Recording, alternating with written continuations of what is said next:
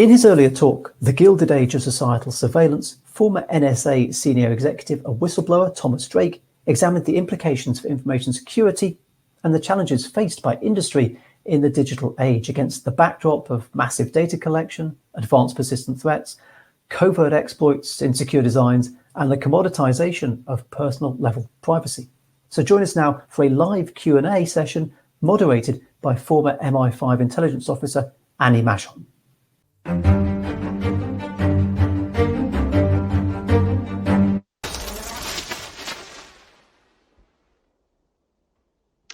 Hello, and welcome back to the World Ethical Data Forum, and welcome back, Tom, as well. It was a wonderful talk earlier. It was a real privilege to hear you speak about all these issues around privacy and surveillance, so thank you for that. Tom Drake is a noted whistleblower coming out of the NSA, and because with my background as a whistleblower too, I've always tracked these sort of stories. So in fact, way back in 2011, I ended up writing an article about his case because I found it so horrific, even before I met him. And it's been a real privilege to have met him since then and to have worked with him in a number of different organizations and events, not least hacker events, Sam Adams Awards, and also we both gave evidence to a human rights hearing in the European Parliament, I think a few years ago, 2013 or something like that. So our paths have crossed quite regularly, and it's always been a privilege to work with him. Just to start off, I think one quote that is most notable is something that Edward Snowden himself said, which is that without Tom Drake, there would have been no Edward Snowden. So you have proved to be a beacon and an inspiration to other whistleblowers going forward. So thank you, Tom, for that. We were chatting recently as well about the whole idea of whistleblowing and the toll it takes on individuals. And you said one line that really stuck in my head, and I just want to repeat it to you. When we're talking about privacy, you said, whistleblowers, we have lived this future, which I thought was amazing. And I would love you to expand on that point and why you said it. Yeah, it's sort of this time shift without going into like science fiction and sort of living a future or any of the science fiction writers that I've certainly enjoyed over the years, including Arthur C. Clarke and others, or Isaac Asimov and the Foundation, or Man in the High Castle. These where you postulate sort of a different future or what if. I've lived a dystopian future. Many whistleblowers, when actually asked to sort of step back for a bit in terms of where they find themselves in the context of the stream of history, it's you actually live a future that you really don't want anybody else to live. And especially when you are blowing the whistle on those who have significant power to prosecute, to punish, and make life extremely difficult for you. And I'm not talking just on an individual level, but also your entire social community, family, friends. A lot of those connections are irreparably blown out and destroyed. And you, in essence, find yourself having to rebuild your life. In my particular case, part of the historical irony is I actually worked in an incredibly secret agency, and secrecy itself, I would argue, is a cult. But the cult of secrecy allows you to hide behind the walls of secrecy, many layers of secrecy in which you can, quote unquote, continue to do your things as an exception to any and all rules. And it doesn't really matter what form of governance you're talking about. As soon as you're inside that type of secrecy, you can get away with a whole lot of things. But if you are inside that system and you dare to expose wrongdoing, dare to expose abuse of power, they're not going to take too kindly to it. This is absolutely true. And of course, they are the most legally protected and least accountable types of organizations in the world. Even in the UK and the US, notional democracies, the powers to protect them are so strong. And the penalties for whistleblowers are so punitive. I know that you personally faced, I think it was 35 years in prison for what they alleged you did, which you didn't, and the UK as well. You automatically go to prison if you expose the crimes of the spies. So it's a very, very protected environment. And I think because of that, you get a system where it becomes a sort of hothouse. There's no proper ventilation, there's no proper oversight. And things can, if they go wrong, they can go very wrong very quickly. And that's why whistleblowers coming out of the intelligence agencies are so needed. They're the ones who will see the most heinous crimes. So it's a very difficult decision to take. What made you take your decision to go public? Well, let's qualify one thing. I certainly didn't wake up one morning and say, hey, I'm going to become a whistleblower today. It's not like the guidance counselor in high school had that as one of the professions one can aspire to. It's the last thing I would advise anybody to do in terms of you want to upend your life. Yeah, turn into a whistleblower. I found myself right after 9/11, to my horror, staring way deep into Pandora's box, the proverbial Pandora's box. And I'm seeing all these theories escape, but the theories that escaping were, oh, everything has changed. It's completely different. You don't understand. American exceptionalism, but it was also any rule that had existed in terms of law, Constitution, all by the wayside. It doesn't matter anymore. We got to deal with the threat. So a lot of decisions were made strategically to go way off the rails in secret. Yeah. And of course, once they do go off the rails, they go really far off the rails. I mean, that's how we ended up with the war on terror, with kidnapping and torture and assassinations and all the rest of it. Well, there's always justification. The justification is exceptionalism. The justification is national security takes priority. The justification, and then I hide it with all of the secrecy regimes that are in place. It was never intended that, but that's the sort of mission creep, is you end up increasingly paying deference and even obeisance to what I call the altar of national security in state power. But you actually, from what I remember of your case, you went through all the official and approved channels trying to raise your concerns, and you still got threatened with prison. How did that happen? Can you talk us through a bit of the details? Well, there are channels. I mean, channels is, I'll air quote channels, because they're called disclosure channels, and you're encouraged to speak up. You're encouraged, if you see something, to say something. If in part, ironically enough, because you're deeply embedded in a secrecy system. So there is sort of this perverse incentive to get away with something, because it's easier to get away with it when it's secret. However, those channels are really disclosure channels, and I went through every single one that existed. That included the very person that I reported to, which was the number 3 person in NSA. That included inspector generals. That included Office of General Counsel. I was actually a material witness in multiple government investigations, both at the congressional level, like Parliament, and also with the Department of Defense. That's, I think, when I picked up on your story, because I was seeing it being reported internationally. Yeah. And still nothing happened. Nothing changed. No, because what I blew the whistle on ultimately, there were several things I blew the whistle on. The intel failure, the 9/11 intelligence failures, the failure to keep people out of harm's way. In this case, almost 3,000 people that day, which never actually should have happened. Remember, we were never supposed to have another electronic Pearl Harbor. So this entire system, this edifice of national security, or the military industrial intelligence complex, had been put into place so we would never be surprised. We would know enough about the world so we wouldn't actually be surprised, meaning where we would have to react or declare war, of all things, sort of is the ultimate answer to a threat. And so that's precisely, that was a particular set of actions, in this case, that were not actually done by the government, meaning they're supposed to provide for the common defense in terms of US, provide for the common defense for the nation. They utterly failed. There was also a huge cover-up. 9/11 became a trigger for massive funding on an extraordinary scale, just billions and billions and billions of dollars being thrown around as if that was the answer. Because, oh my God, we just need all the data, not just some of the data. We just need all the data wherever it was possible.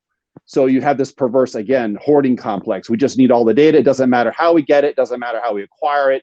We just need it, because if we might miss something. I mean, it's, again, another irony and a paradox at the same time. And then this incredibly deep state secret, I'll just call it that was approved by the President of the United States, President Bush, to take the power of NSA and turn it within, which went through multiple iterations in terms of rapidly expanding after 9/11. I was at the very epigenesis of that mass surveillance regime. And ironically enough, it was actually more secret than the torture regime that was also established at the highest levels of the US government.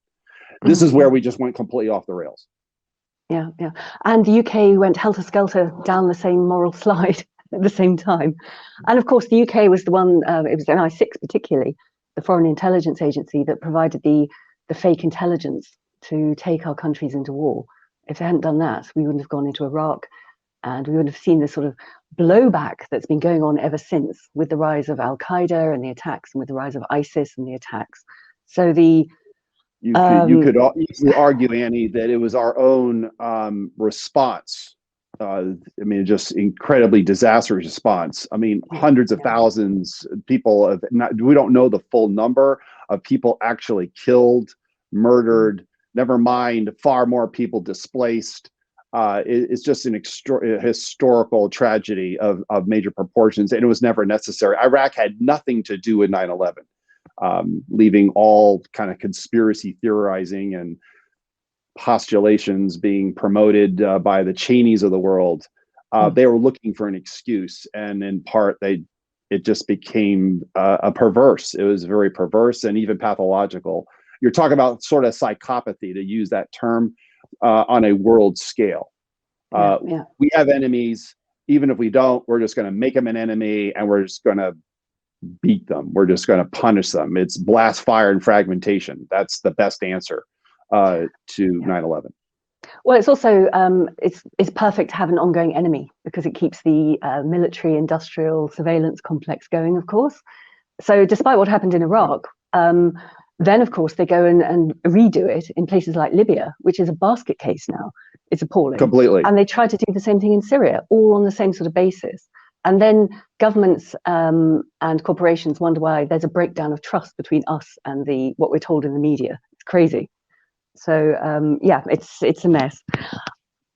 What I wanted to ask though as well, in terms of your experience, one of the things we discussed recently was just the idea of what it's like to actually live through the whistleblowing process. You know, if you're a professional and you raise an issue and then you get penalized, and it has this impact, as you mentioned, on family and friends, how do you recover from that? Is there a sufficient support network? Is there anything that can help you live through that effectively? Extremely challenging. I mean, in my own particular case, because I was charged under the Espionage Act of all things, which was the equivalent of the Official Secrets Act, and then some in the UK, on steroids. I mean, it was never designed to go after whistleblowers. It was actually designed, ironically enough, to go after real spies and those who were dissenting. So in essence, and this is often not shared in terms of sort of the correct history, it was a tool even during World War I to suppress those who would dare question the government. And there's any number of celebrated cases of people who are being hammered by the government and considered to be enemies of the state by virtue of taking issue with government policy. We have the same thing in the UK, by the way. 1911 Official Secrets Act is there to prosecute traitors. And then we have the 1989 Official Secrets Act, which is what threatened my former partner, David Shaler, and myself, which is there to stop whistleblowing. But at the moment, there's a legal review going on where they actually want to set up something called the Espionage Act, which is going to penalize whistleblowers and journalists, where you face 14 years in prison. So well, see, this is the trend line. Trend line is, it's not just the whistleblowers. Obama started using it. First person who was charged under the Espionage Act for non-spy activities was Ellsberg, but that was directly related to press disclosures regarding the utter bright and shining lie of Vietnam. And I was the second whistleblower charged in very like manner. I actually at one point was facing the rest of my natural life in prison. That was the direct threat. And if I cooperated, then maybe 25 years, maybe 20 years, but there was never, but I would have to quote unquote plead out and I just couldn't imagine being in prison for several decades, let alone even 5 or 10 years. But the Espionage Act is an extraordinarily draconian statute, and it has no public interest defense. It's literally a strict liability law. You are charged with it. By virtue of being charged with espionage, you are guilty. It's weird, isn't it? Because I remember, I think it was back in 2010, there was actually a bona fide Russian spy ring that was caught in America, and yet they weren't charged. They were illegals, so living undercover, and they weren't charged. They were just actually swapped for a few Western spies who... It's one of the total hypocrisies that you would think that the actual statute, even in terms of U.S. criminal code, which is Title 18 of the U.S. criminal code, would actually be used in that manner. If they're real spies and you are flushing them out, why aren't you charging them? Well, so I was actually treated as worse than a spy. I mean, the government actually insists on that. Here's why. This is really interesting in terms of the threat I apparently represented to the state. Not only was I a greater danger to the state than a spy, right? I was far worse than a spy. Not only had I given up secrets, but these were secrets that were published in the press, which meant everybody got to see them, including the spies. But I never gave any information to a spy organization or proxy or anything else. And yet I was declared this extraordinary threat. In fact, I was considered to be the ringleader at one point earlier before they formally indicted me. They actually alleged that I was in a conspiracy with others against the United States of America. It's crazy, isn't it? I mean, as I said earlier, I've been following so many different whistleblowing cases over the last 20 years. Obviously, Chelsea Manning, I mean, she went to prison initially. She was sentenced to 35 years, just as you were threatened with, and was released with clemency from Obama. And of course, if Edward Snowden ever fell into the clutches of the American government, God only knows what would happen to him.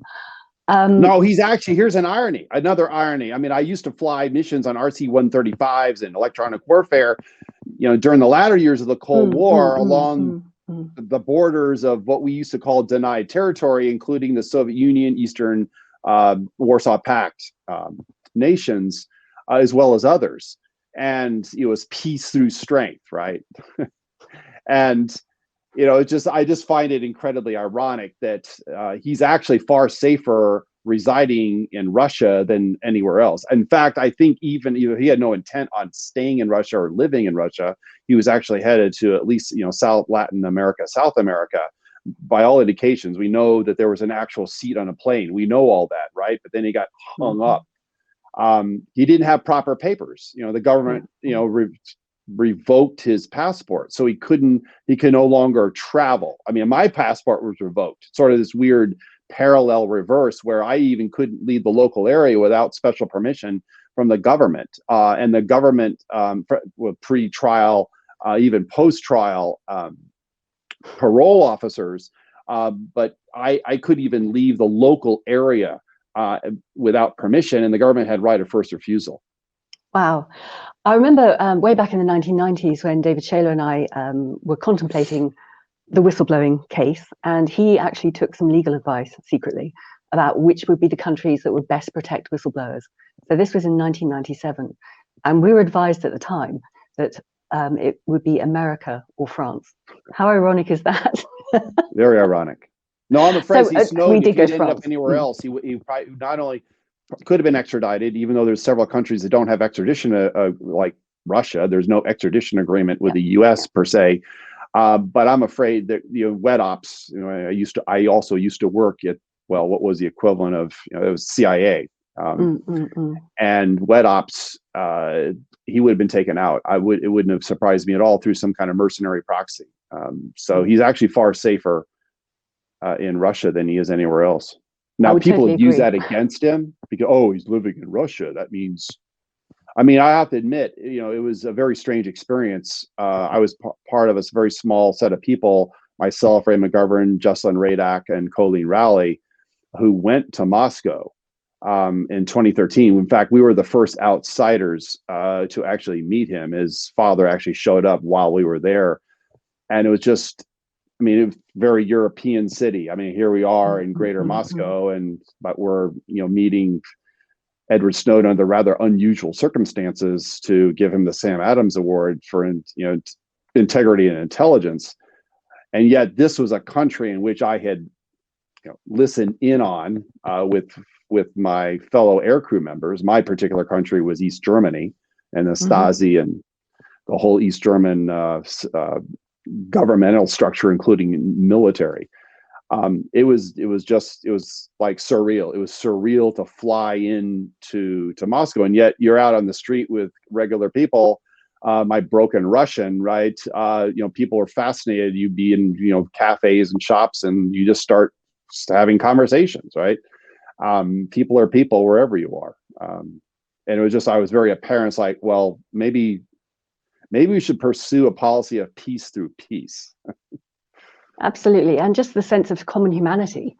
This is what we all share. Exactly. Yeah. But there's this weird dynamic, which is, I'm certainly aware, I became other. I became an insider threat. So now we have to attack. We have to destroy. We have to send a message. And this sort of is weird bifurcation of, if we don't have an enemy or a threat, we're not alive. I find that actually quite pathological and ultimately dystopian. Look, I grew up in an era where they were still doing air raid drills, where you would, that weird siren sound and you run out into the hall. Yeah. Lights get turned off and you're facing your locker in school. And it's like, it was just bizarre, right? And you're always worried, oh, the rush from cloud. Where my grandparents lived on Long Island, there was actually their next door neighbor literally built a bomb shelter underground just in case the big one, occurred. Well, it was a real threat. I mean, there was an existential threat. Sure was. Throughout the Cold War. Mutually assured destruction. Definitely mad. Dr. Strangelove. It was. Learn to love the bomb, I think, was the slogan for that film, wasn't it? Yeah. Yes. But I mean, just talking about the past as well, I remember there was a visit to Berlin. It's one of the Sam Adams events a few years ago. And we went to look at this Stasi museum, which was astonishing. And just to see the sheer scale of the invasion of privacy and civilians' lives was hideous, but also weird, I think, for all of us, because we could see the old tech and we could see exactly how invasive it was. And from what you were saying in your talk, and this is probably running up to fairly final comments, is that you seem to see the same threat, but it's just there now. It's not analog. It's not very labor intensive, but we are all suffering from, I think you called it privicide, which I think is a wonderful word. So yeah, I started using that term several years ago because it's attempting to, language is only representational. It's symbolic in itself. So the context provides meaning. The words by themselves don't mean anything. Some part of my talk earlier, but privicide or privicide, yes, in terms of the real English pronunciation, not American spin, but a real. No, that this is really what's at stake. I think fundamentally, and this is again back to Stasi. I mean, I sort of in their own wet dreams, they could imagine if they had the power of an NSA or any of the modern technology, they had already started shifting to that in the 1980s. In fact, some of the first set of things that were destroyed were the digital records that they had started acquiring even in the 1980s. As their regime clearly was collapsing, in 89, 90. But this is where, I mean, they remember the motto of the Stasi was to know everything, but it's important that one of the NSA directors, Keith Alexander, was actually quoted as saying, "Why can't we collect everything?" Which is really a takeoff on that. If we collect everything, then we have the ability to know everything. I mean, this is one of the phrases that Snowden, I think, revealed, was they wanted total mastery of the internet. And of course, what we've seen since Snowden, certainly from about 2015, is terrorist attack after terrorist attack across Europe and America. And it turns out that all the people committing these atrocities after the fact are identified as having been on the radar of the spies. But because of surrounding in data, they're not actually preemptively doing what intelligence services should do, which is to prevent these sort of attacks. We even have that in the United States, even more recent, in terms of what some call the 6th January insurrection. I mean, this extraordinary violent invasion of Congress to essentially block what was simply a ceremonial formality in terms of our own electoral college, right? In terms of the presidential vote, which had already been confirmed, it had already been validated. This is just the congressional acknowledgement of it through the vice president. It turns out all kinds of warnings. But what good is a warning? I mean, this is sort of like a whistleblower. I mean, this is where if there's no one there to hear it, or if you're simply silenced, or the system acts as if the warning doesn't matter. Yeah. I mean, look, I actually interviewed, I mean, I'll just say it really, really briefly. I interviewed an individual, Joseph Lockhart. He was the sole radar operator north of Oahu on that extraordinary morning of December 7th, 1941. And he issued the warning that the Japanese are coming in. He saw them on the radar. Guess what happened to the warning? Ignored. Because the duty officer wanted to go play golf. And the duty officer actually got promoted and he got demoted. The radar operator. Plus ça change, plus c'est la même chose, eh? Tom, I'm so sorry, we are running out of time. So I just want to say thank you so much for your talk earlier and for having this chat now. It's been wonderful. And anyone who's watching who didn't catch Tom's talk earlier, you can watch it on demand. So please do go and have a look. It's vital information that we all need to know. And thank you very much for joining us. No, thank you, Annie.